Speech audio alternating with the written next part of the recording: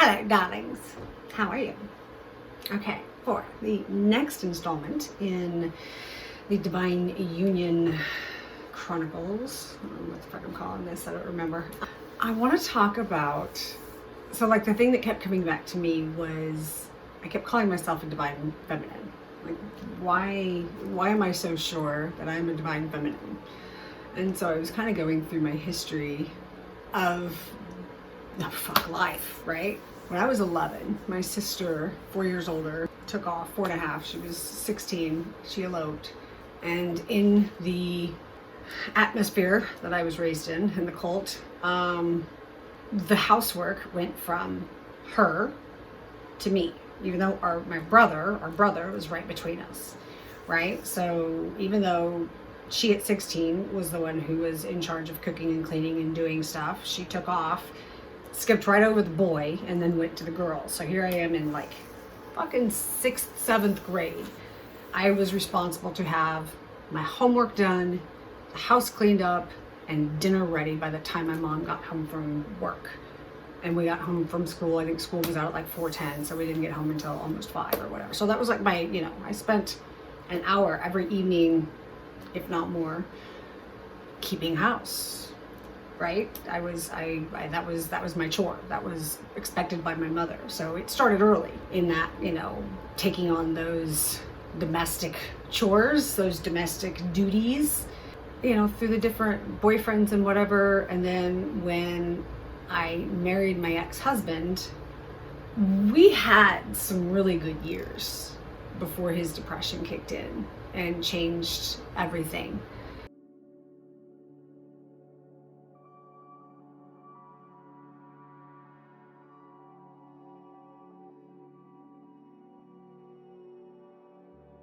When I had a stable footing in my life, even though it was dysfunctional in that he was controlling, he was my way or the highway. He was 14 years my senior, so I mean,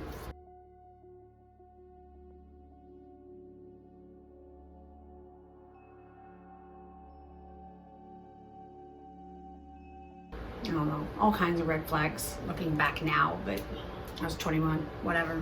So, but I fell right into that domestic, decorate the house, keep the house, cook dinner, all that stuff. I had my daughter.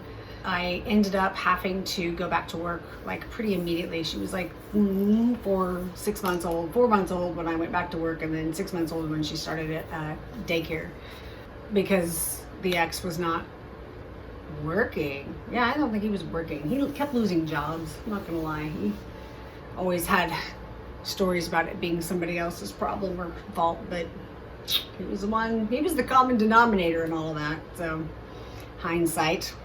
Anyway, he had lost another job and was trying to make a go at a self-employed something, but we needed insurance, so I had to go back to work. And then when my son was born, I was able to stay home with the kids.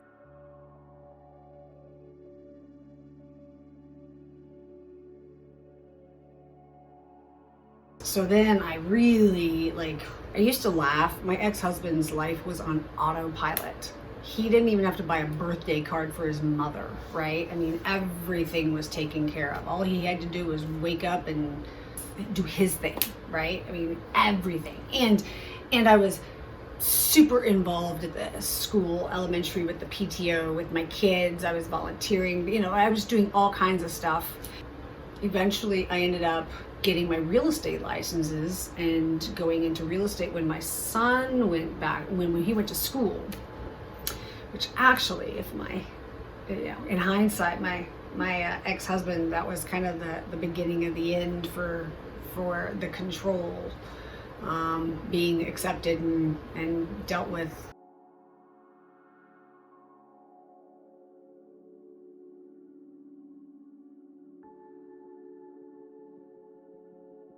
Then after I started going back to work, I was still doing all the volunteering. I was still doing all of the kids stuff. I was running kids to practice and games and this, that, and whatever, dance, whatever, all of those different activities. But it was when my son was a toddler and my ex-husband's depression got to a point where he was just angry. He was mad at the world. He lost another job and just pissed. And he took it out on us. To anyone from the outside, he was the greatest dad. He was such a great coach. He's so patient with the kids. He's this, he's that. Once those doors closed, it was a different story. And we didn't share that with anyone because that was the precedent. It was not.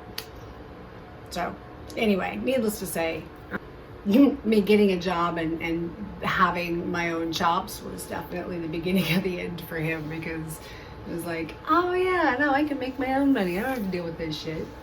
But I totally have rocked that divine feminine aspect, that magic of like all of the volunteering at the school, the different programs, the things that I have thrown together have all rocked without, I can't say without much effort, because, you know, yes, I worked my ass off to make it happen, but it's not like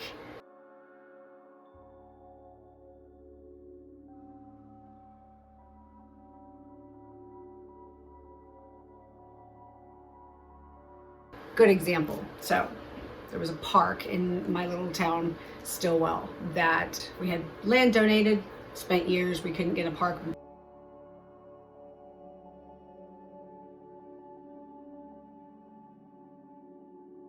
Worked to get a park done. There's a good friend, Pastor Dave, that was really key. He and Ken made it happen. And we were having a grand opening party.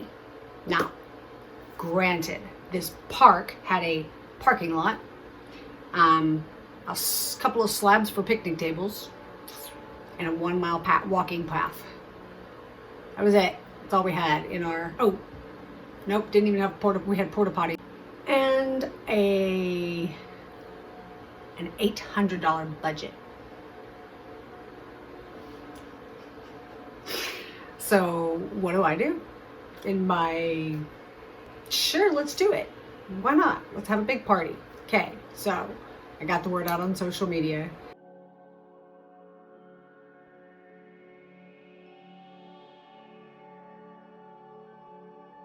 I hired, like with $700 budget, I hired a, you know, those giant house-sized kites, those huge kites, because this park is just off the highway enough that we'd be able to see those, and that would bring people in. I walked around to all the local businesses and got donations for some raffles, because we needed to raise money to be able to put picnic tables in and, you know, different things, right? I mean, we needed to build this park still. We had great big plans for an all-access playground to go out there.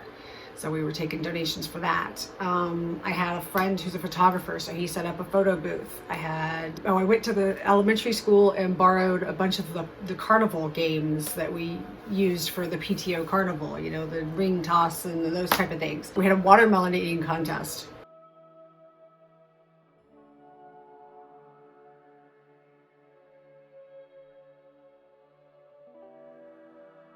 On our 1 mile path, we did a fun run. Pop toss.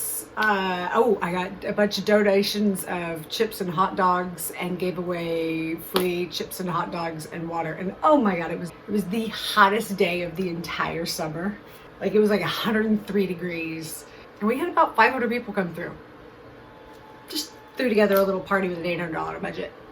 I had a DJ.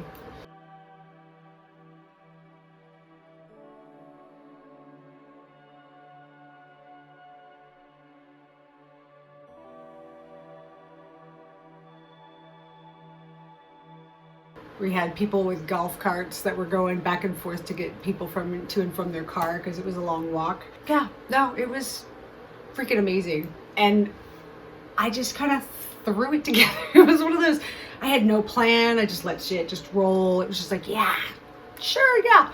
My friend Leah was in charge of the fun run, and she's like, well, okay, what do you want me to do here? I'm like, I don't care. Whatever you want to do, just make it happen. Just fun run.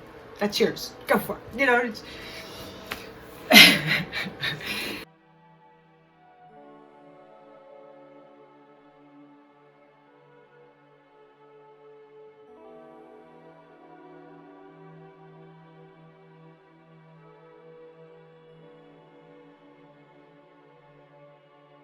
And then like my ex-husband used to always, he was very much one of those money warriors.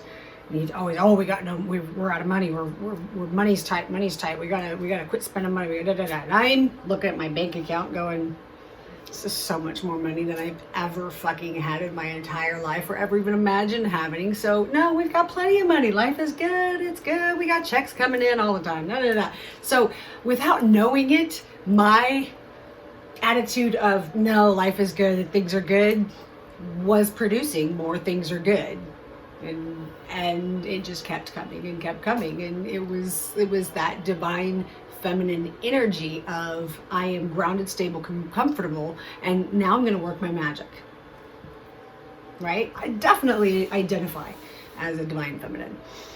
It's really interesting to think along the lines of how we're supposed to navigate this divine feminine energy and this divine masculine energy in this current state of, in this current world. Because a woman is supposed to want to have a career. A woman is supposed to want to get out there and make money and be successful and rock and roll just like the men do, which is all good and fine for those who that's what they're here to do.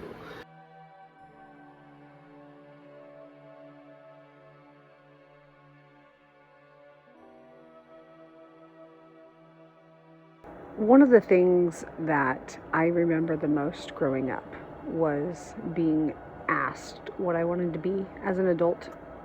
And my answer was always a mom. And they were like, no, you don't understand the question. The question is, what do you want to be? Do you want to be a lawyer? Do you want to be a doctor? Do you want to be a teacher? And my question to them was, why can't I just be a mom? But those of us who are okay with being, okay, cool. Yeah, you got that. Let me make magic happen. We're gold diggers.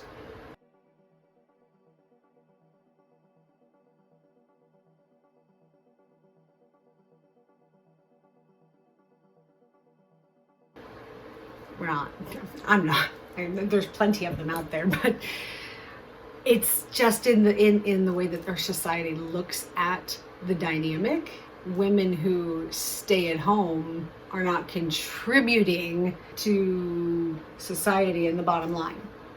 That's the general American consensus of a stay-at-home mom. Oh, you don't work? Right? I mean, I rocked the stay-at-home mom thing. I was so much fucking fun. Man, magic happened. I mean, when Christmas it happened at my house, every fucking thing in the house turns to Christmas. Easter, fucking Easter bunny. I can't tell you how many fucking mornings I was up at 3 o'clock in the morning filling Easter eggs so that I could put eggs out so I could finally go to bed. Because I'd probably been out dancing the night before. But the point is, it's done. And then that magic of Christmas morning, when I've rocked that magic, and I love rocking that magic. I mean, that is absolutely something that I embraced and was really good at. Now, my kids are older. I got a 16 and a 20-year-old. The magic is, oh yeah, Christmas, cool. There's no magic anymore for them.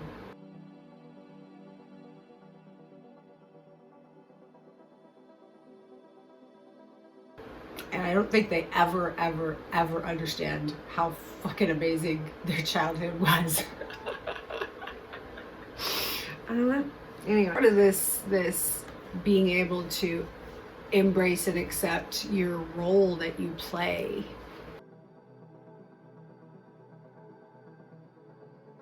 That's part of the issue that I found myself in. For the record, I own my home, like outright. Like, there's only 30% of Americans who can actually say that, but I own my home outright. I do not have a mortgage, okay? So I am not a gold digger. I am not looking for handouts. I am not looking for someone to sweep me off my feet and take care of me. I don't need that. I had a dynamic with Mr. Amazing where we invited some of my friends over for a pool party, and not one, not two, but three different of my friends made some reference to, oh boy, you better lock him down now that we've seen his house, which implies that I'm a gold digger. It didn't sit very well with me. Obviously didn't sit very well with Mr. Amazing. And it kind of became a thing. And it was like,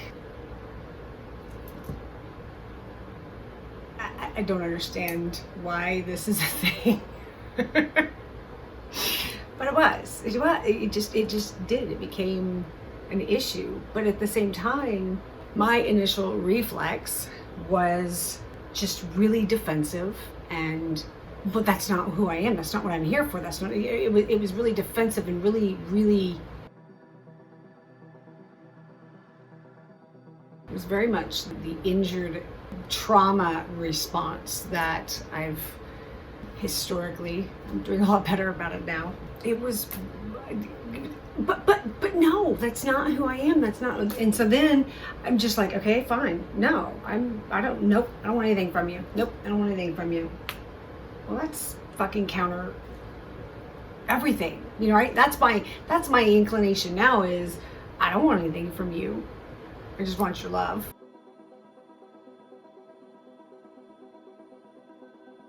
But I don't need any of your stuff. I don't want any of your stuff. That wasn't what I was in it for anyway.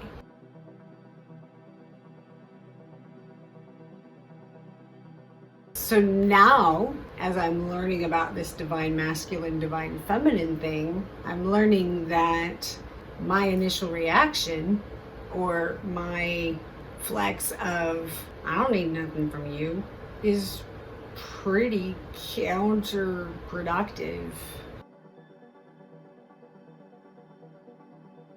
So there's something else I get to work through. Get to figure that one out. Not quite sure how. And it's not just Mr. Amazing. It'll be every man going forward, right? I mean, it's every relationship. Until you figure out what these triggers are and what they're doing to you and how you're reacting to them and why, and go back and kind of relearn how you should be reacting.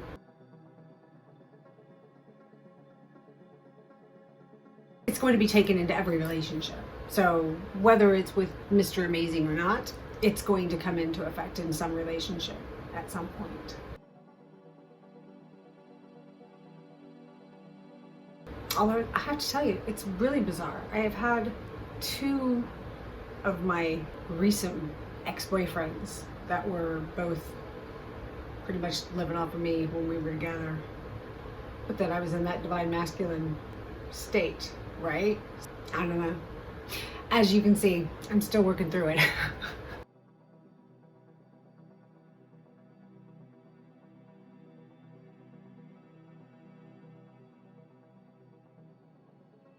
I guess I don't really have much more to say today. This is just kind of a next installment. Here I am. This is what I've been thinking about working on this week. Why do I think I'm a divine feminine? Because I've done it. I worked that magic. I've done it. I absolutely do it still, right? I mean, that's what I do. So I'm confident in saying that I'm a divine feminine.